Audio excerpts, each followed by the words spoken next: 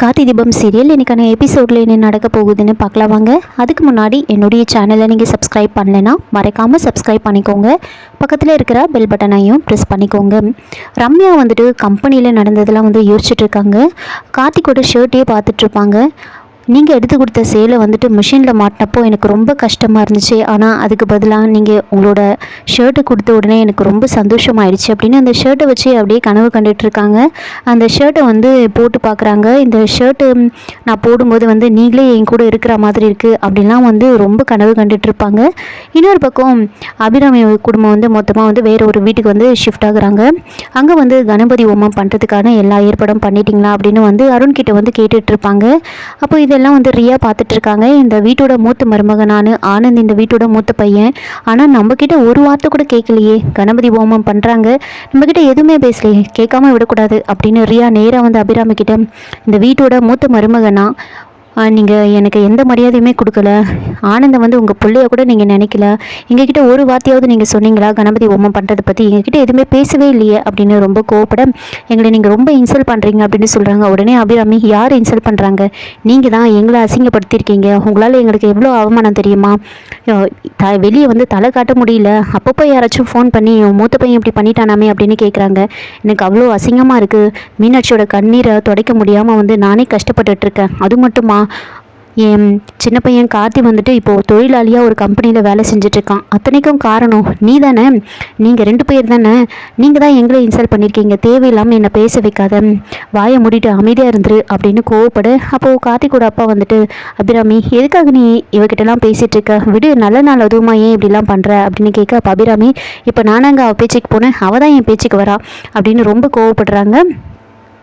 அதுக்கப்புறமா மைதிலி கணபதி ஹோமம் பண்ணுறதுக்காக ஐயரை கூட்டிகிட்டு வந்துடுவாங்க.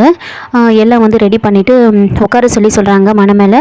அப்போது அபிராமி கார்த்திக்கும் தீபா உட்கார சொல்லி சொல்கிறாங்க. அப்போது தீபா இல்லை வேண்டாம், பெரியவங்க நீங்கள் தான் உட்காரணும், உட்காருங்க அப்படின்னு தீபா ரொம்ப கம்பல் பண்ணுறாங்க. அப்போது அபிராமியும் அவங்க ஹஸ்பண்டும் உட்காடுறாங்க.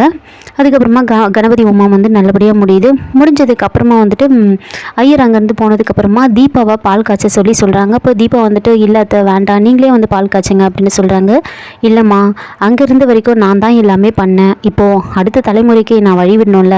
நீ போயிட்டு பால் காசு, இந்த குடும்ப பொறுப்பை நீயே ஏற்றுக்கோ, எல்லாமே நீயே பார்த்துக்கோ அப்படின்னு சொல்கிறாங்க. எல்லா பொறுப்பையும் நான் உங்ககிட்ட ஒப்படைக்கிறேன் அப்படின்னு சொல்ல, அப்போ தீபா இல்லைங்க வேண்டாம், என்னால் இதெல்லாம் சமாளிக்க முடியுமான்னு தெரியல, நீங்களே பாருங்க அப்படின்னு சொல்கிறாங்க. இப்போ அபிராமி நான் தான் எல்லாத்தையும் பார்த்துட்ருக்கேன்னு, எந்த பிரச்சனையை நீ எப்படி சமாளிக்கிறேன்னு பார்த்துட்டு தானே இருக்கேன், உன்னால் முடியும், நீயே எல்லாத்தையுமே பார்த்துக்கோ, நீயே போய் பால் காய்ச்சுமா அப்படின்னு சொல்கிறாங்க.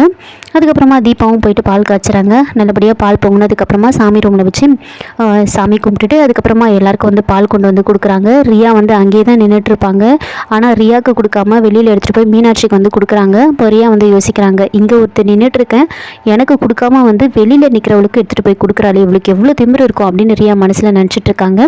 அதுக்கப்புறமா எல்லோரும் பேசிகிட்டு இருக்காங்க. அப்போது அபிராமி கேட்குறாங்க, இன்றைக்கி ஈவினிங் உங்களோட ஃபங்க்ஷன் இருக்குது. ஆமாம் கார்த்தி, இன்றைக்கி வெட்டிங் டேக்கு தீபாவுக்கு என்ன கிஃப்ட் பண்ண போகிற அப்படின்னு கேட்குறாங்க.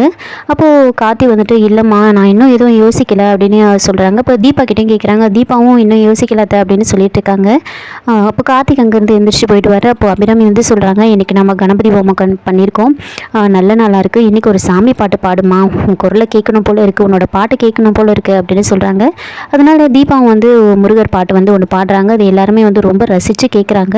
பாடி முடிச்சதுக்கப்புறமா கார்த்திகோட அப்பா ரொம்ப சந்தோஷமாக தீபா கிட்ட சொல்கிறாரு, வர வர உன்னோட குரல் ரொம்ப இனிமையாக ஆகிட்டே போகுதுமா, ரொம்ப நல்லா இருக்கு அப்படின்னு பாராட்டிட்டு இருக்காங்க. இதோட இந்த எபிசோடை முடிச்சிருக்காங்க. என்னோட ரிவ்யூ பிடிச்சிருந்தா லைக் பண்ணுங்கள், மறக்காமல் சப்ஸ்கிரைப் பண்ணுங்கள். தேங்க்யூ.